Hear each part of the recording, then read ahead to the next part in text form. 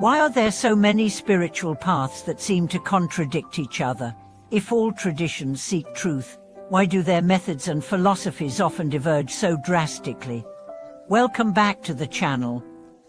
I'm honored you've chosen to spend your time with me today as we dive into one of the most profound and often misunderstood truths in spiritual life, the unity behind diversity. In today's exploration, we will uncover how all authentic spiritual teachings, no matter how different they may appear on the surface, ultimately led back to the same luminous core. Whether it's a Zen monk meditating in silence, a devotee reciting mantras, or a layperson performing acts of service, the destination remains the same: liberation, clarity, and love without condition. Two guiding insights will carry us through this journey. First, that the appearance of difference in spiritual traditions is often a reflection of the diversity of human experience, not contradiction of truth. Second, that wisdom deepens not by rejecting other paths, but by understanding them as mirrors of the same source you seek. Let me begin with a story. In ancient China, a group of monks from various schools gathered for a dialogue. One was a strict Chan practitioner, known for his silence and discipline. Another was a Pure Land follower, reciting a Mittabusha name with deep devotion. A third practiced esoteric Varulana methods, rich in visualization and ritual. They began to debate whose path was superior. The Chan monk said, "Your recitations are just noise." The Pure Land devotee replied, "Your silence is dry and lifeless." The Varulana adept laughed, "Both of you are stuck in form." Their argument grew heated until an old teacher entered and poured tea into 3 cups. He said nothing.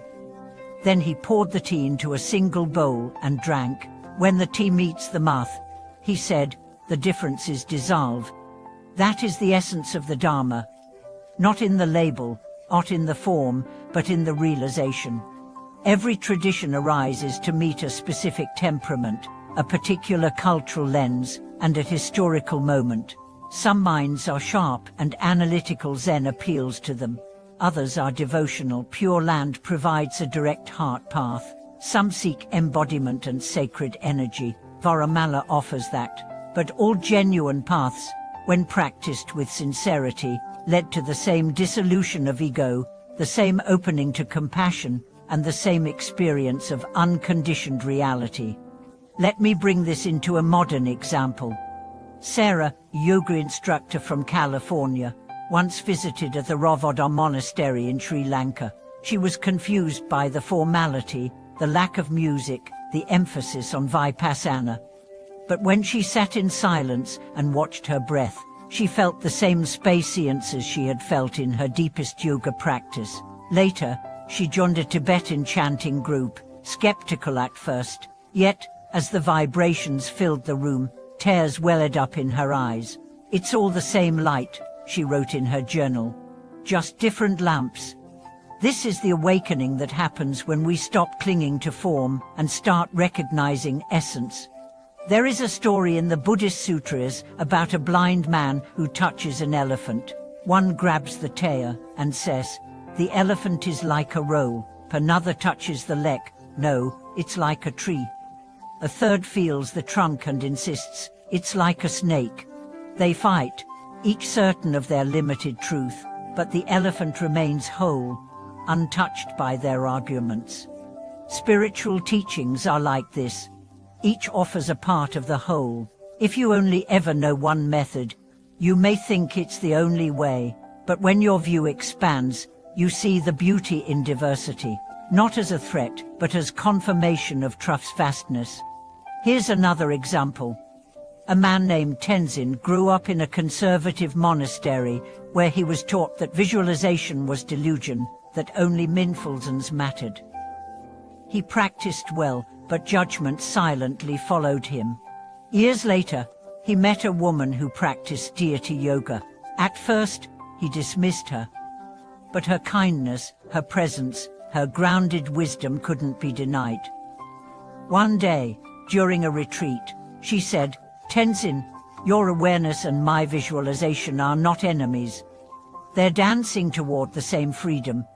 That night, he wept, not because he had been wrong, but because he had been limited. Openness is not dilution, it is expansion.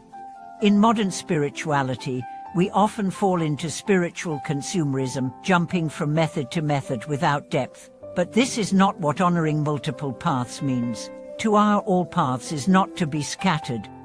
It is to root deeply in your own, while seeing the divine in another's. Just like rivers flowing from different mountains meet in the ocean, so too do practices from different origins meet in silence, surrender, and liberation. Let me ask you, have you ever felt resistance toward another path? Have you judged a chant, a ritual, a statue, a practice you did not understand? That's normal. But the question is, what lies beneath that judgment? Often, it's fear. Fear that if another way works, your identity in your own might be threatened. But here's the truth: Dharma is not fragile. It doesn't need defending. It needs embodying. When you truly live your path, you become so rooted that no storm shakes you, and from that place, you can admire the beauty of another's temple without losing faith in your own. Another story. In Japan, a master calligrapher was asked by a Christian missionary, "Why don't you follow the one true God?" The master smiled and said, "When I hold the brush, there is only one stroke, but many ways to hold the hand." He wasn't being clever. He was expressing a truth seen by all awakened ones, that form serves function, and function serves realization. This doesn't mean all paths are equal in method, but they can be equal in sincerity. Some methods are more suited for certain minds, but the goal is the same: freedom from delusion, expansion of compassion, and clarity of heart. Let's look at science for a moment.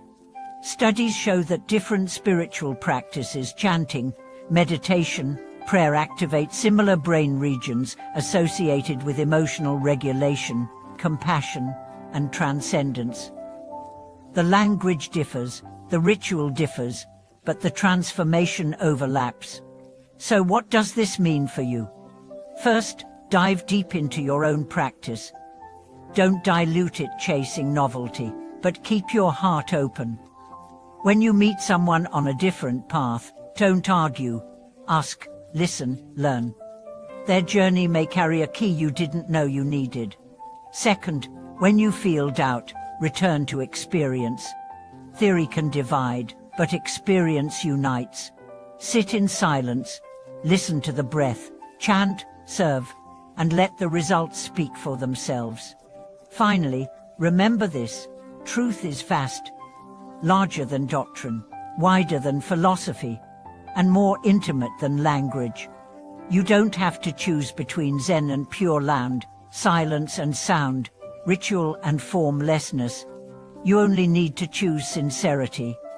Choose love, choose presence, because in the end, there is no Buddhist, O Christian, no yogi, O Sufi.